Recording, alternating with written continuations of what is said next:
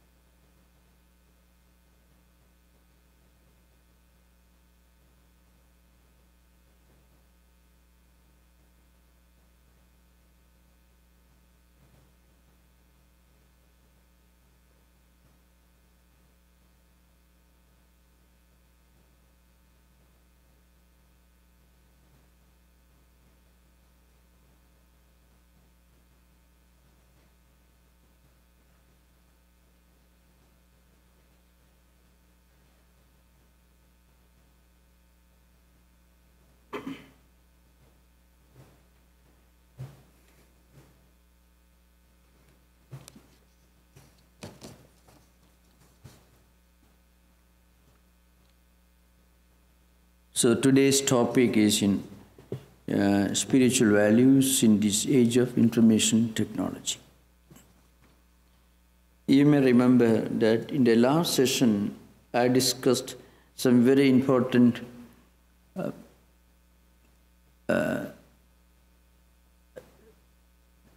I won't call them drawbacks, the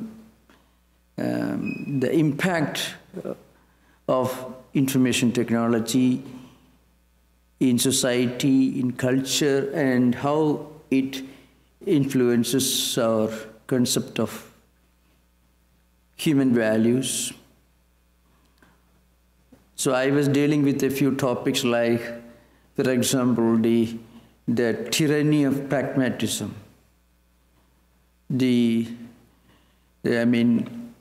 a paradigm shift from life-oriented goals to momentary short-term goals. Just as the computer screen won't remain there for long, so also there is a shift from long-term life-oriented goals to short-term, immediate, tangible, visible goals to be achieved in life, and a few other important points I touched upon. Now today I'm going to begin by discussing the other side of information technology. I don't know how far this is so much appreciated in this part of the world. Maybe it is not as relevant here as it could be in India. Now in this country, the dignity of labor, equal opportunities, at least from a constitutional point of view, equal opportunities, the ability to take risk, innovation, freedom from the hierarchical tyranny, all these great characteristics of the classic American political experiment. We are all familiar with that. In that respect, even the founding of American nation is considered to be a kind of political innovation in the history of political thought. If you want to see the real relevance of this statement, you can just compare the European society as it existed in the early 19th century and America. A vast country with immense resources, equal opportunities for those who are willing to work hard, the sky is the limit. Again, I had to modify this statement. I'm not forgetting the problem of, the institution of slavery. Even the founding fathers, at least many of them were owners. They owned large number of slaves whom they employed for working in the farms. And I'm not forgetting that aspect. Relatively speaking, the American experiment was certainly a political innovation in the history of political thought. So many of these values that I'm going to discuss right now, which were actually contribution from information technology in India, were already inherently present in America. So that's why I'm taking the other side. You will be surprised to know that in Indian context, information technology had played the role of a great social reformer. You may remember an early statement, in India it was caste, in Europe it was class, in America it was cash that decided status, that decided the social mobility, that determined the principles of social mobility and social progress, individual achievement. So in India, you'll be surprised, there have been many movements in the 19th century which were aimed at eradicating social injustices, the wide gap between the rich and poor, and especially the problem of casteism. In fact, to fully appreciate the role of information technology on Indian society, at least as it is very much felt in the large IT hubs of India, you should get a picture of what it was like in Indian context. Casteism was a vertical and horizontal barrier. In every country, some kind of barriers always existed from community to community, but they are called horizontal barriers. See, you are born into a poor family, and if you lived in England in the 18th century or 16th century, only members from a few families were allowed to become to reach the top position in the Admiralty, to become members of the House of Lords, or to become prominent judges and lawyers. So a kind of class distinction very strongly existed in England, and also in Germany, the military aristocracy in Germany, and also in a much more rigid style in Japan, in China, in all these countries. Some kind of strong horizontal barrier. We know why it is called horizontal barrier in the language of sociology. You can always somehow try to cross those barriers. A good-for-nothing loafer who came from England to India, Robert Clive, he tried to commit suicide 3 times, and 3 times his pistol didn't work. So finally he gave up his attempt to commit suicide, and he got employment in an old steamship that was sailing to India, and his job was to push coal in the, at about 70 degrees centigrade, not Fahrenheit, burning heat. That was the job he got, and in return he got cold water and black bread in his own language. This man went to India, and he enlisted himself as a soldier in one of the native armies. And he played one king against the other king. So every battle was fought by Indians against Indians, mind you, in Indian history. Now, this man played this game, and he is supposed to be the founder of British Empire in India. And he was knighted, he was made a member of the House of Lords. Now he is known as Lord Robert Clive. Actually, he was a good-for-nothing loafer walking the streets of London, whom people not even look at him. That man could cross the barriers by his own, you may call, recklessness, chicanery, trickishness, whatever you may call. But you can also call them skills, ability, individual initiative. And through his skills, his recklessness, he crossed the barrier and became a prominent member of a British society. This happened in the 18th century, mind you. And that happened in all European societies. By hard work, you can cross these horizontal barriers. So by becoming rich in America, you can be a distinguished politician. Money decides everything. So there is a way to come out of these barriers. So it's called horizontal. You can cross over, you can jump over. But in India, casteism was both a horizontal and also a vertical barrier, which means you are born into a caste and you may become a trillionaire, you'll remain physically, culturally handicapped. You can't move in certain circles because you are born into that caste. So that is the problem of casteism in India. It was a kind of spiritual slavery where the victims, those who were at the receiving end of this casteism, considered it to be a blessing. Casteism, its problem was those who were victims of casteism considered the system to be something they deserved, which they have no business to try to cross over. So that was the rigidity of casteism in India. Today, if you go to the huge information technology hubs in India, you find this has almost disappeared. Because people from all caste groups, they have got education. They have access to the best IT universities in India, IITs, or in different elite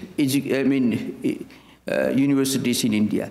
And when I talk about IITs, recently I read a book in which said IITs are not included among the top schools in the world because they are not willing to invest money with the lobbying groups who give ranking to education institutions. So bigger universities in the world will spend billions of dollars, bribe the lobbying groups to get them ranked at the top level so that a graduate from those schools will get job easily. But from IIT students come here and within no time they reach the top of MIT or Harvard. You know why this happens? I will explain to you. In India, there are information technology towns where students are trained for examinations for entrance in IITs. There are towns, and these towns are located not in the most advanced cities of India, places like Kota in Rajasthan and all that.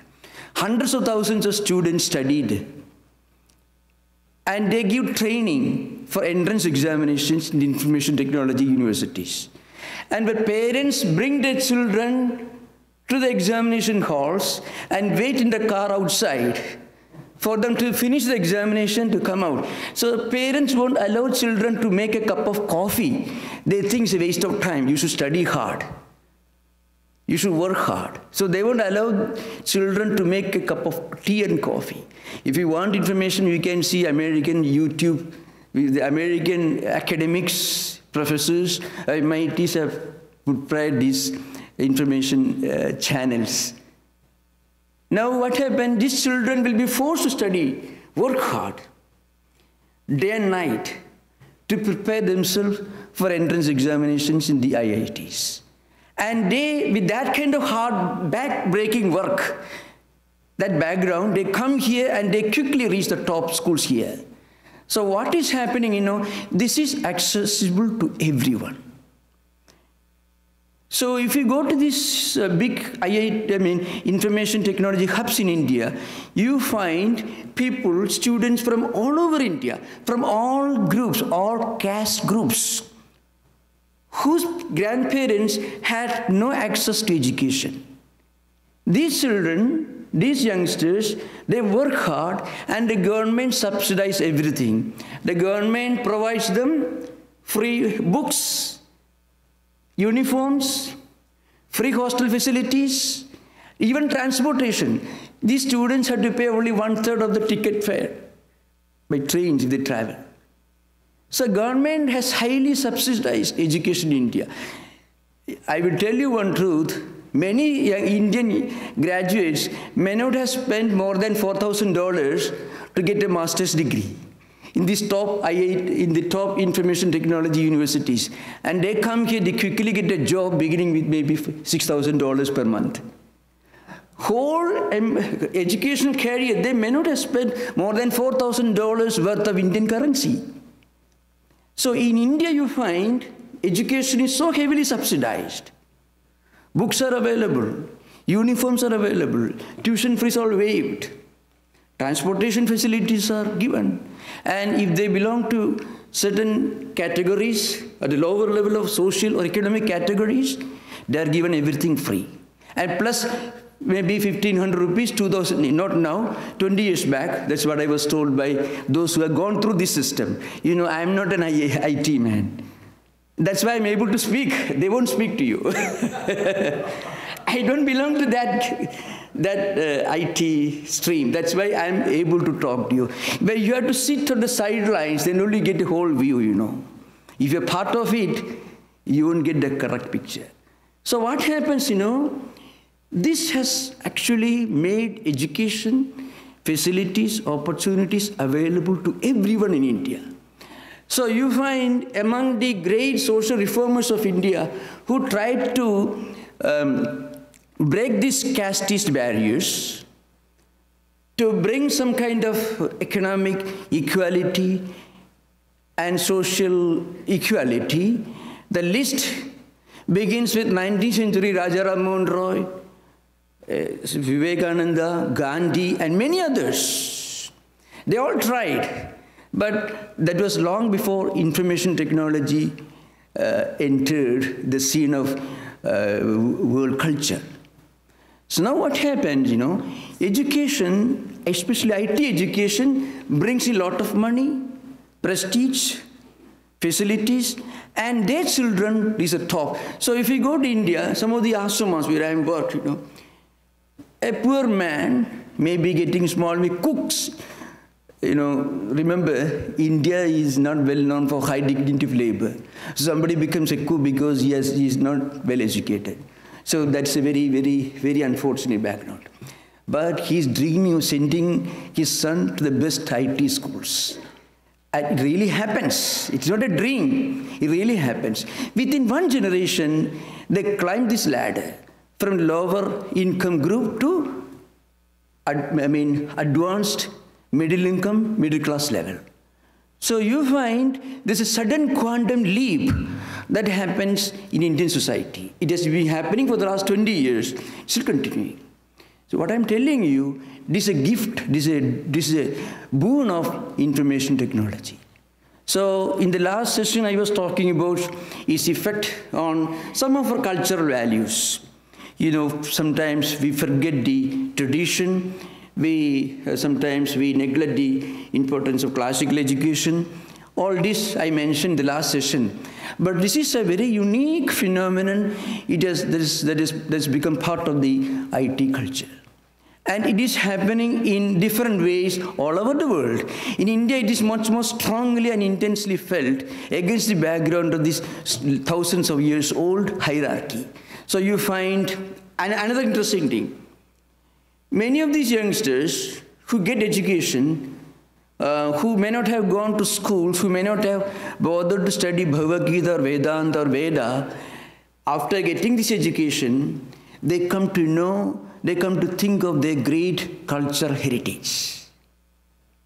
And as a result of this, after they have already solved many of the problems of unemployment or poverty or backwardness, economic, social backwardness, they start thinking of higher spiritual values. So they go back to the ancient roots.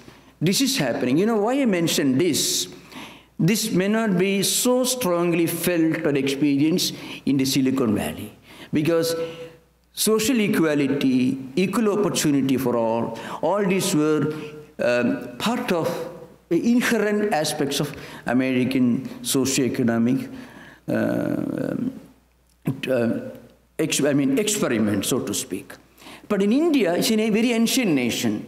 which had preserved these ancient values, but these values were frequently confined to a few people, I mean, a small elite Sanskrit educated Orthodox conservative circle.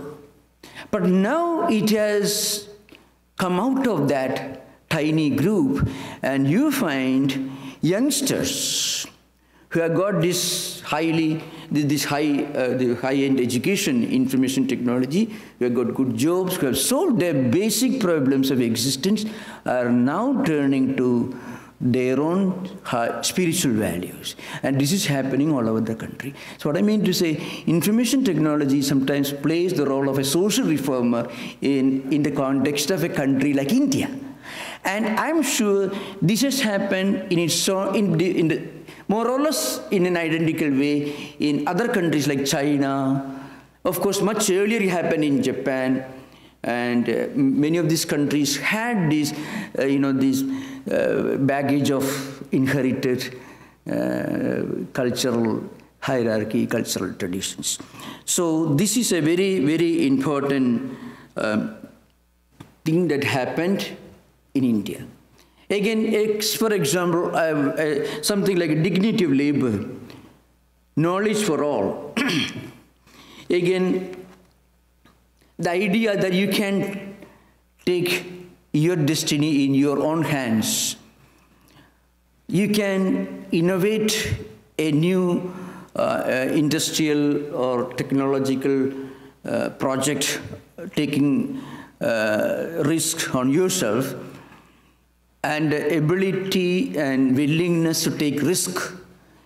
Many of these qualities which are natural in American social structure were not so common in the highly hierarchical societies of Asia, including Asia and Far East Asia and also South Asia. You may have read many books on how Japan lost the battle for IT domination. In fact, Japan was a pioneer in many of the earlier electronics areas, so many of they were pioneers. But, Japan is a very conservative society. People won't easily accept a new idea, a new innovation, a new formula, or a new project. People won't support. But in America, especially in Silicon Valley, they are willing to support any new idea. If you have a new idea, you can just go ahead. I recently heard about one gentleman in India who had education in one of these elite IT universities in India, and also had an MBA. And that, you know what he turned to? He invented a new method of making vadas. Vadas is a kind of South Indian breakfast item. A new method. So he innovated some new machinery, with the result that he became a millionaire in a matter of a few years. So this the rags to riches stories are so common among people who took to this. This may sound absolutely unbelievable, but this is happening.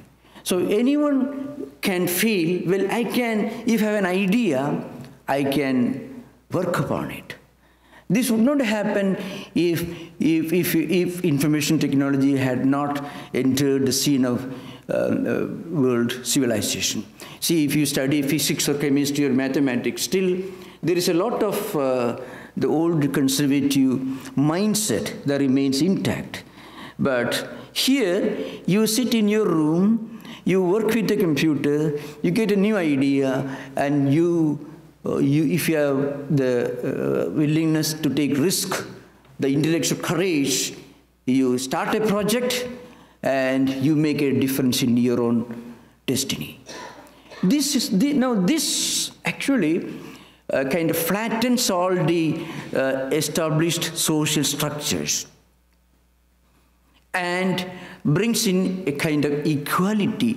So equal opportunity for all, equal opportunity, equal access to knowledge, and equal acceptability and total freedom from the inherited casteist structures, which had a destructive effect on the human initiative. All these are the gifts of, one way or other, information technology. Scientific education, technical education may be helpful, but it won't give you the same access, the easy access as the information technology gives. So this is what I wanted to mention at the very beginning to balance what I said in the previous session. Of course, along with that, the problem is a cult of superficiality, a worship of, as I mentioned, momentary success, an emphasis on immediate, tangible goals. These are some of the problems. So again, the tyranny of pragmatism, the tyranny of utilitarian emphasis. So that's the problem of it. On the one hand, it plays the role of a great social reformer, crushing the established hierarchical social superstructures, which kept people bound within tiny cells for centuries. These chains have been broken and they have got freedom. Now the problem is, again, this leads to a kind of cult of superficiality. And again, an emphasis on tangible, immediately visible goals.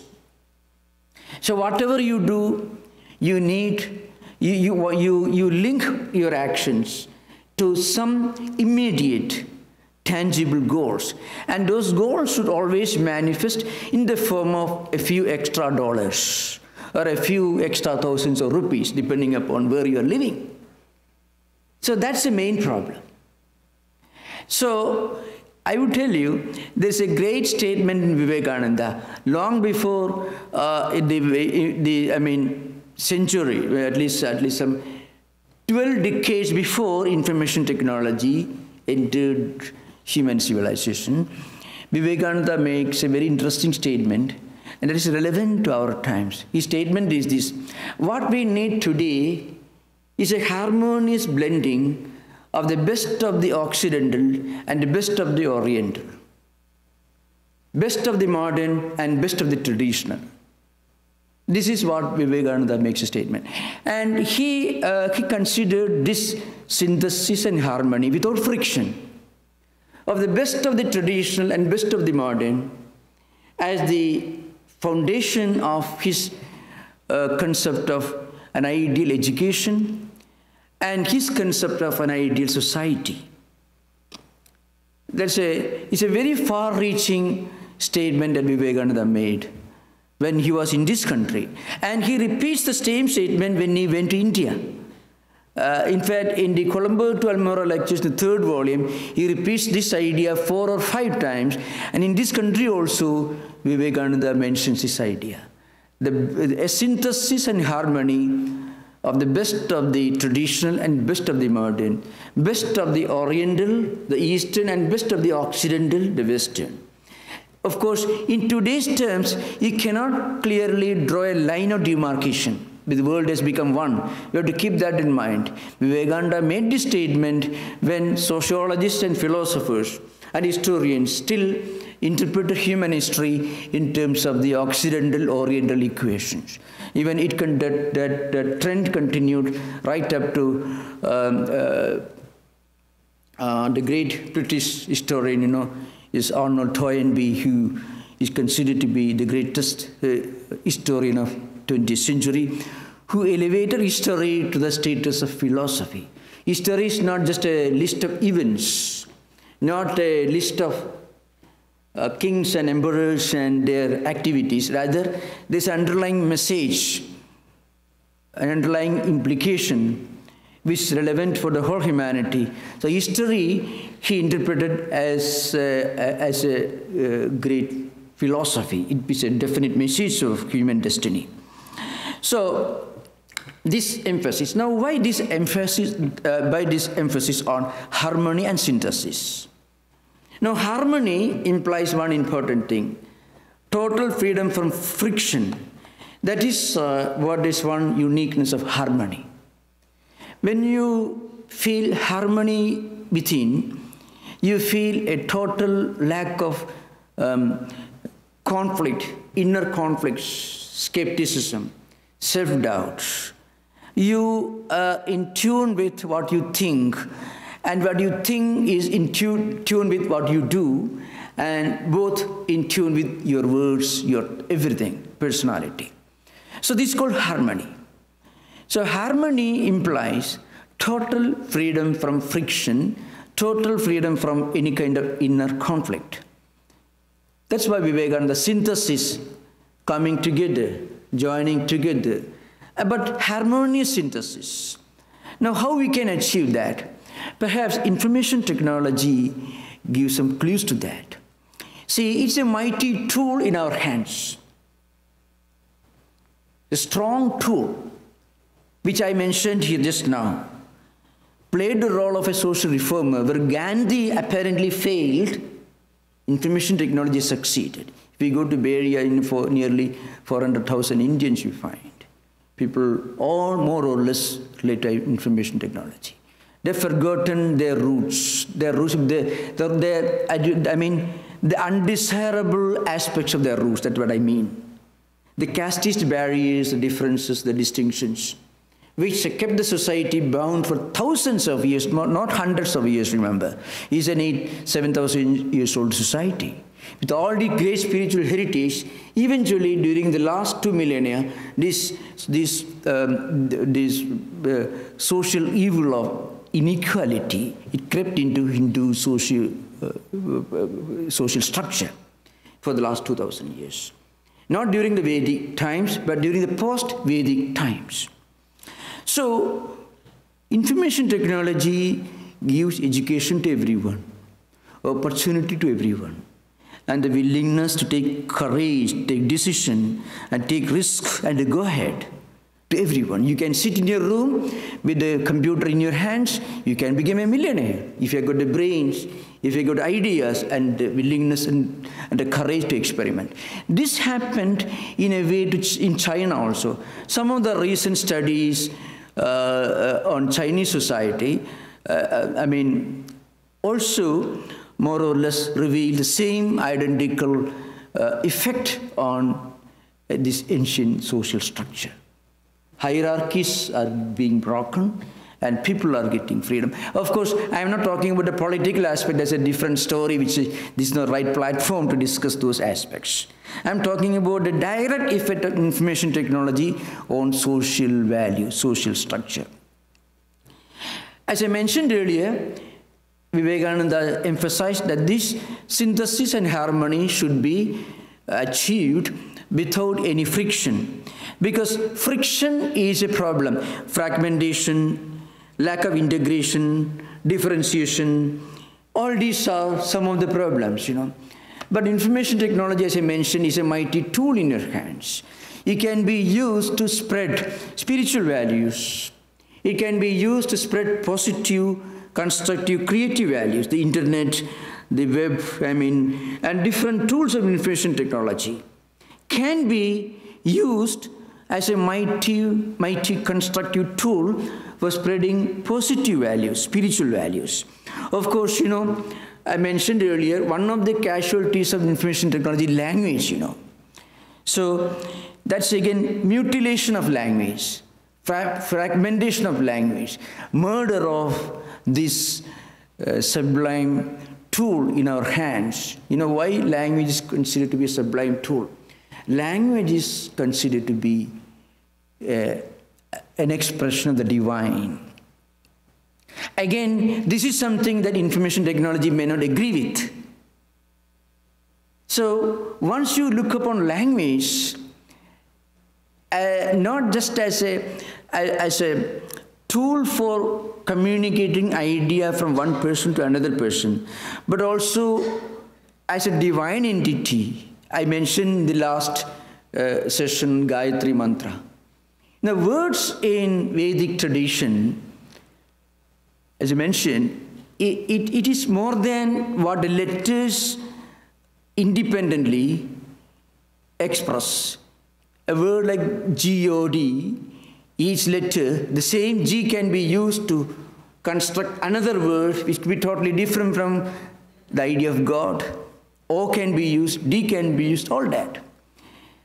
Now, in Vedic hermeneutics, a word, when properly spoken, when properly uttered and used, it becomes a tool for expression of the most sublime spiritual emotions of human beings. You know, there is a famous verse in the poetical biography of Shankaracharya. Shankaracharya had a long debate with a great philosopher. He was a ritualist. His name is Mandana Misra. He believed that the Vedas do not contain any spiritual or philosophical doctrines or teachings. Vedas are only meant for those who want to practice some external rituals. And these rituals are meant for bringing material prosperity. So they completely denied any spiritual content in the Vedic literature. This was a school of philosophy called Purva Mimamsa. And this Mandana, this scholar was a champion of this school of thought in the 8th century AD. And Shankaracharya, on the other hand, he believed the Vedas contain some sublime universal spiritual truths. So the debate lasted for 15 days, and the ritualist philosopher was defeated. After his defeat, he became a Vedantin, became a disciple of Shankaracharya. Then he makes a statement, he says, Goddess Saraswati is a goddess of learning, goddess of words, goddess of language, went in search of somebody who can do full justice to her. So, Goddess Saraswati, she is a goddess of words and language and ideas. So, she was searching for a proper person who will do full justice to her. I mean, who will use words with full justice to spiritual implication. And she found Shankaracharya. Because if you read Shankaracharya's poetry, you may not know Sanskrit at all, you will be transported to a spiritual realm. You may not know the word, you may not know a single word. If you know, then it's much more better. If you just listen to the symphony, the music of Shankara's poetry, altogether 36 poems, you find those words which you don't know meaning of, themselves convey something to you. So those words directly communicate with your soul. And that soul, Atman, is the same for all, for the most literate and also for the most illiterate. So words have a way of communicating some higher truths independent of the literal meaning of those words. That's why in the Vedantic tradition, I shall try to explain this with the help of an illustration from one of the Upanishads, Suppose you listen to, let's say, a wonderful music by Beethoven or Mozart, or maybe vocal instrument, or anything, or the great Indian musicians, anyone from anywhere in the world. There are two ways of listening to music. One, you listen to the sound. The other, you listen to the music. Now, if you can only enjoy the music after knowing the language, after knowing the meaning of the words used in the music or the poem, then that poem is not so great. The poem is good, but it becomes a great poem when it communicates something to you even when you do not know the meaning of a single word in that poem, when the poem is put into music. So that's why, on the one hand, the general sounds mechanism, the sound world, the world of speech, the world of sound, other the world of meaning. So even if you do not understand the meaning, still the words have a great significance. That's why the prayer in one of the most important classical works of apparently the greatest literary poet. He was not a spiritual teacher or anything, Kalidasa. More or less, he can be equated to, let us say, Milton or Bunyan in English poet, not Shakespeare. Bunyan is the great poets. Kalidasa was a great poet who lived 2nd century AD. He begins one of his greatest works with an invocation. Vagartho iva sambrutto vagartha pradipataye jigada pidaro vande parvati parameshwaro. So on the one hand, is a prayer to God Parameshwara and Goddess Parvati. And he says, the Father, the masculine, that is a divine masculine archetype and the divine feminine archetype, to put in modern English language. The supreme masculine divine archetype and the supreme feminine divine archetype means Shiva and Parvati. So he says they coexist, like the word and its meaning coexist. That's right. So word and its meaning coexist. But then he says the greatest poem has a meaning that goes beyond its verbal meaning. What do you mean to say? Now, coming to information technology, you find language tends to become fragmented, mutilated. This may be one of the side effects of the effect of information technology. But remember, if this paradigm, if this trend continues, eventually people may stop reading the classical works. And a civilization or a culture that forgets its classical roots is heading for a trouble. So, the great classical literary works, the great classical philosophical works, even if it involves a lot of time and effort to study, read them, still they represent they represent a cultural heritage, which if we lose, we will lose something very precious. So very often in the era of information technology, we may get completely detached from these classical roots. I mentioned this earlier.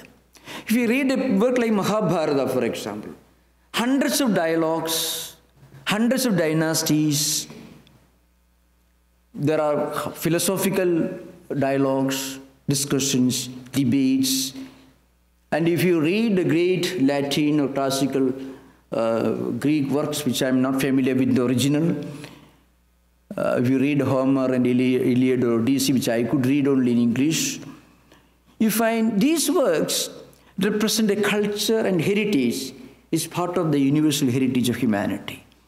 The one problem in information technology culture is people may not find any of them to be of any practical use to our times, and we may discard them. So judging everything on the basis of practicality and practical benefit can lead to oversimplification, exaggeration, or using superlatives, not using moderate language, giving up the ideals of moderation,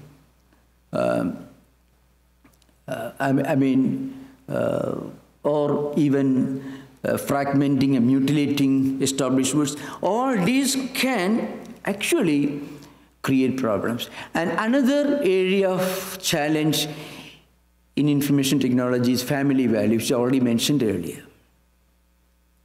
So as I mentioned earlier, in India, information technology has played the role of a great leveler. it has created a new social structure, which is in many ways a great blessing to a society burdened with centuries of social inequalities, divisiveness, and so on. So it narrowed the gap between the rich and poor. But the problem is, in such a society, family values may be a casualty. So if you start judging everything on the basis of practical utility, initiative and innovation, in the process something very precious for the survival of human society may be lost or may be challenged. So that's why Vivekananda said, the best of the traditional and the best of the modern should be harmoniously synthesized. That's what he said. The harmony is a very important factor. A friction-free synthesis. If there is friction, it won't last long. So how to synthesize the best of the traditional, the best of the modern? I mentioned on an earlier occasion the five fundamental duties of an householder in ancient Vedic society. Maybe those values as such may not be relevant today, in today's times. But the basic message has got some importance. So it's called Pancha Mahayajnas. Pancha Mahayajnas implies we should first of all be hospitable to fellow human beings. We should be kind to other members of the existent, like we should be kind to the animal kingdom. We should be careful about preserving the purity, the sanctity of nature, and we should also preserve the spiritual heritage that we have inherited from our ancestors, and we should also be respectful to our elders, the departed souls. These are called Pancha Mahayajna, the Pitri Yajna, Deva Yajna, Brahma Yajna, Nara Yajna, Buddha Yajna. I'm not going to those Sanskrit equivalents, but it essentially means a kind of peaceful coexistence with other members of the living world, so to speak. Now, some of these values can be preserved in modern times. For example, respect for elders, respect for heritage, respect for the animal kingdom, all these values can be preserved. And as a foundation of all this, there is the concept of sanctity and sacredness of human relations in family structure. This is in the Vivekananda specially implied this particular aspect. Perhaps you don't know whether he really anticipated anything like this, because in the late 19th century, science and technology were still more or less at a theoretical level, though many innovations had taken place, this telephone and many things have come up. Still, science and technology had not started threatening the way we look at things. They had not started threatening human culture. So his message of harmonious synthesis of the best of the traditional and best of the modern. Best of the traditional means this sanctity of family life, sanctity of nature, our attitude towards the other members of the living world, animals and other beings, and keeping the sanctity of rivers, mountains, valleys, water, air, and so on. At the same time, keeping up the spiritual heritage that you have inherited from the great, not only spiritual or religious leaders, but also great thinkers, men like Socrates, Plato, Aristotle, all great. They all have given us a spiritual wealth, which is actually spiritual, not only philosophical. A wealth that enriched human destiny, human culture. Many of these are likely to be discarded due to the impact of information technology. Other forms of science and technology did not immediately threaten these ancient values the way IT is threatening, because other manifestations of science and technology did not produce quick result, were not so much obsessed with the immediate short-term benefits, but IT makes us obsessed with immediate short-term practical benefits. So we are likely to consider these ancient values, this heritage of humanity, as something not worth preserving. That's a great problem. So I'm concluding this session today. We have another program in Berkeley. So if you have got anything to discuss, we'll discuss during the interaction. Thank you.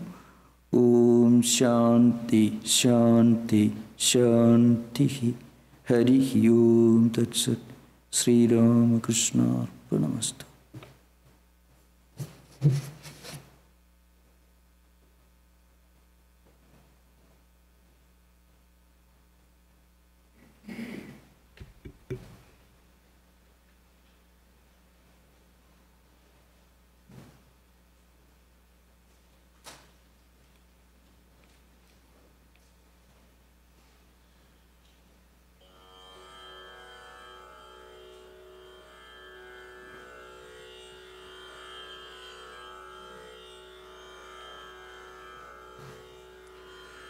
ये गर्भ भरा मस्तक मेरा, ये गर्भ भरा मस्तक मेरा, प्रभु चरण धूल तक झुकने दे, अहंकार विकार भरे मन को, निज नाम की माला जपने दे, ये गर्भ भरा मस्तक मेरा। मैं मन के मैल को धो ना सका, ये जीवन तेरा हो ना सका, मैं मन के मैल को धो ना सका, ये जीवन तेरा हो ना सका, हाँ हो ना सका। मैं प्रेमी हूँ इतना ना झुका, झुक भी जो पड़ूँ तो उठने दे, ये गर्भ भरा मस्तक मेरा। मैं ज्ञान की बातों में खोया और कर्महीन पढ़कर सोया, मैं ज्ञान की बातों में खोया और कर्महीन पढ़कर सोया। जब आँख खुली तो मन रोया, जग सोए मुझको जगने दे, ये गर्भ भरा मस्तक मेरा, प्रभु चरण धूल तक झुकने दे, अहंकार विकार भरे मन को, निज नाम की माला जपने दे, ये गर्भ भरा मस्तक मेरा जैसा हूँ मैं खोटा या खरा, निर्दोष शरण में आ तो गया। जैसा हूँ मैं खोटा या खरा, निर्दोष शरण में आ तो गया, हाँ आ तो गया। एक बार ये कह दे खाली जा, या प्रीत की रीत छलकने दे, ये गर्व भरा मस्तक मेरा प्रभु चरण धूल तक झुकने दे, ये गर्व भरा मस्तक मेरा।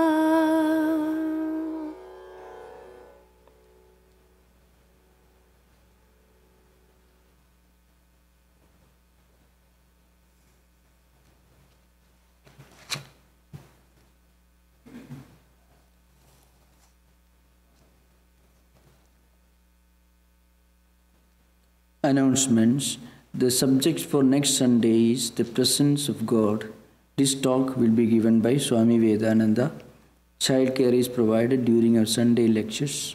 On Wednesday evenings, we have vespers with meditation at 7:30 p.m. On Friday evenings, a scripture class is held in Vivekananda Hall here at 7:30 p.m. The current text for study is Patanjali's Yoga Sutras. On Sundays, all are welcome to use the library from 12:30 to 2:30 p.m. You and your friends are cordially invited to attend all of these services. As usual, after the lecture, there will be a question and answer session in Vivekananda Hall, and all are welcome.